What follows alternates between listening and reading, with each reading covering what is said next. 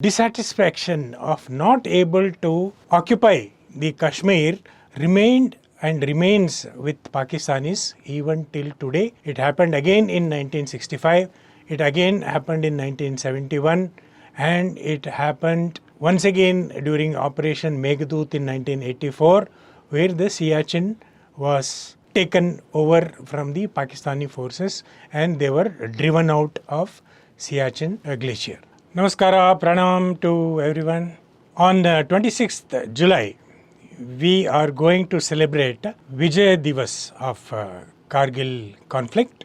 Before I elaborate on the role of Indian Air Force during the Kargil operation, I would take some time to explain the background why the Kargil happened. See, when we achieved independence in 1947, both the countries, the Pakistan and India, we got into action straight away.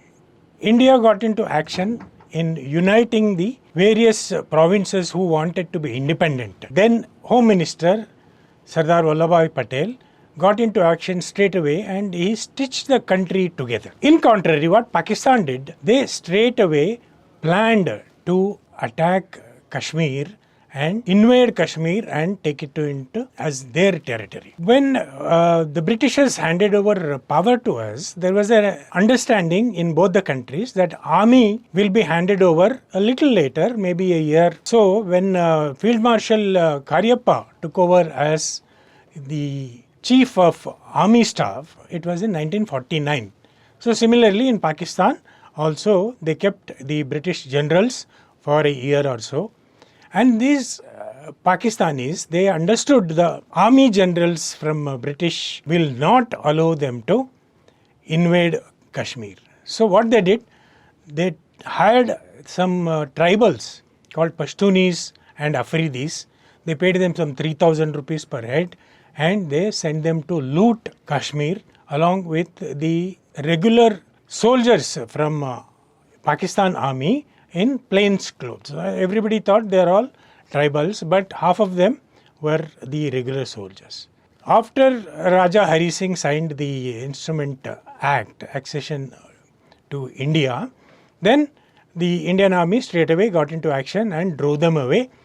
Almost 2/3 of the Kashmir was freed from them. Only 1/3, what we now call as POJK, Pak occupied Jammu and Kashmir, is remaining as a disputed territory, which of course very shortly we are going to take over and bring it into the fold of our Indian authority. So that dissatisfaction of not able to occupy the Kashmir remained and remains with Pakistanis even till today. It happened again in 1965, it again happened in 1971, and it happened once again during Operation Meghdoot in 1984, where the Siachen was taken over from the Pakistani forces and they were driven out of Siachen glacier. That driving out of Pakistanis from Siachen glacier was a personal insult to then Brigadier Parvez Musharraf. He was the brigade commander then, and then it remained as a factor that always bit him and he wanted to take revenge for it. Now, coming to the geography, we have something called LOC, line of actual control.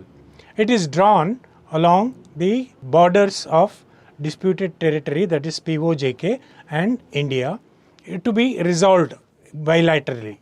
So then area where the Siachen glacier comes is left as an ambiguous line, which the Pakistanis wanted to take advantage, which didn't happen in 1984 during Operation Meghdoot. And in Pakistan, you know, it is the army which overrules all the political decisions. So by then, in 1999, the same Parvez Musharraf, who suffered a humiliation during 1984, wanted to take revenge by cutting off the highway somewhere near the Kargil, where all the army supply trucks move to Leh. This National 1A is a highway which connects Srinagar to Leh via Kargil. So it's a very narrow highway when it passes through the Kargil. So they wanted to cut off the highway and make the supply vehicles to stop there instead of going further to Leh and to Siachen Glacier. So that was the plan. Now what they have to do is occupy all those high rise mountain cliffs so that they can shoot the moving vehicles and stop the movement of the army vehicles. As the common understanding goes between India and Pakistan in those high altitudes, when the winter approaches, we come down to lower altitude because the very harsh weather during winter where the temperature drops to minus 45 degrees, minus 50 degrees. So then during spring we go up and occupy the our posts on either side. But this time in 1999, what Indian Army discovered that Pakistan soldiers disguised as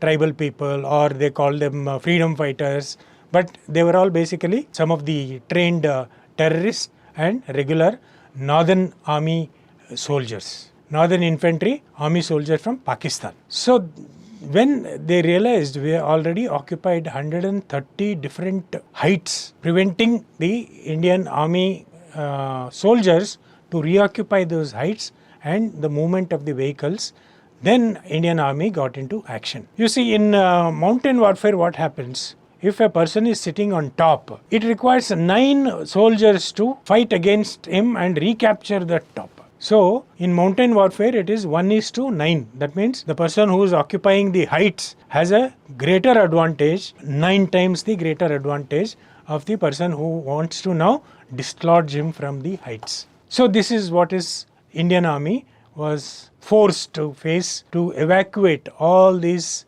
occupiers from the heights and recapture the Indian Army called this operation as Operation Vijay, and it started sometime in beginning of May, and the Indian Air Force also was called in to help the ground operations, and the operation conducted by the Indian Air Force is called Safed Sagar. Safed Sagar basically means you are operating in the bright sunlit mountain snow peak mountains. So it was looking like one big ocean of whiteness. Now what happened during initial days of Safed Sagar was, for the army we have a specialized corps who are trained to fight in mountains. But for the Air Force there is no speciality of mountain warfare, air warfare. So it was a little difficult to understand the implication of such operation. Firstly, the enemy is sitting at a height of 16,000 to 17,000 feet. Now, in one incident where a Canberra aeroplane from Indian Air Force went to do photo reconnaissance, that means they wanted to photograph all the Indian side of the mountain peaks so that to know what is the situation. So that was hit by a missile fired by the Pakistanis who were occupying the mountain peaks. So when they realized the Pakistanis have the ability to shoulder fire the missile, then the operation has to be carefully thought about how to attack these mountain peaks without getting hurt. So in another incident, Flight Lieutenant Nachiket, who went in his MiG-27 to bomb the area, his engine malfunctioned and he had to eject, and he ejected on the other side of the LOC, and he was captured and he was tortured, which of course later on he was released. But while he ejected from his aeroplane, just behind him one squadron leader Ahuja went to locate him, and he was shot by again the Pakistani missiles, and we lost him. Very next day, one more helicopter also sustained missile hits, and we lost 4 more precious lives. Flight Lieutenant Mohilan, who is from Belgaum, he was also martyred in that operation. Now this is a warning bell to Indian Air Force. They have to now re-strategize the whole thing given the limitations of terrain. And one more very important limitation which was set by the Indian government is not to cross the LOC at any time during the operation, because that will escalate the limited operations into a full-scale war. So that was the fear by our then Prime Minister Atal Bihari Vajpayee, and we had to abide by it. So with all these limitations, now we have to rework how the operations have to be conducted. So first decision was, let us not involve the helicopters anymore in this hostile environment, because they will be easily targeted by the enemy shoulder fired missiles. So the helicopters are moved away, and now they brought in the fighters. Now the fighters also get few seconds to spot the enemy and to bomb him. So now we have to use very precise laser guided bombs, and we had very limited. Laser guided bombs are very expensive. Each bomb costs something like 20 crores. So we have to use them very judiciously and very effectively. So now the Mirage fleet, which is based in Gwalior, was selected for this. And fortunately around that time we had purchased some laser guided kits from Israel, and few pilots were trained on that.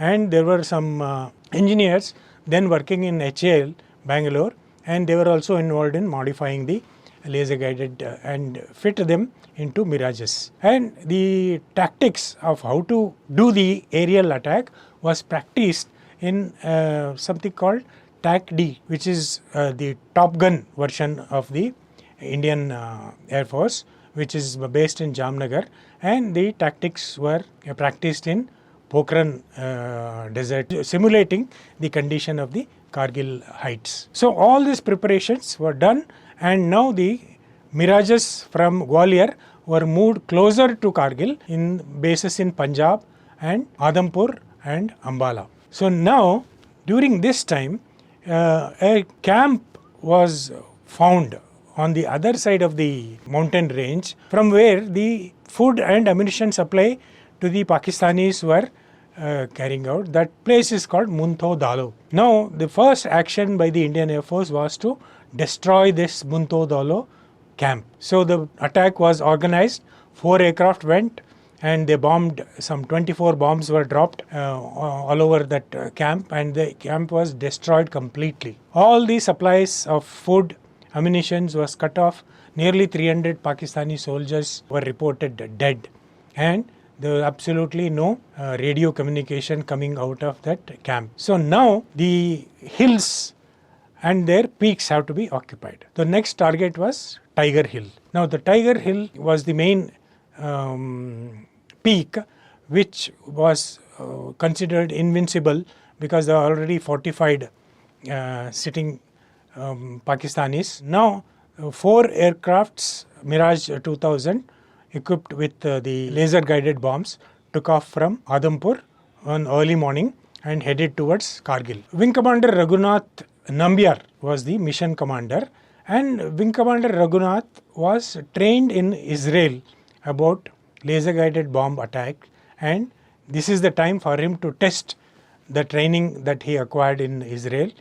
So they flew over the Kargil peaks, made an assessment of the situation and commenced the dive attack.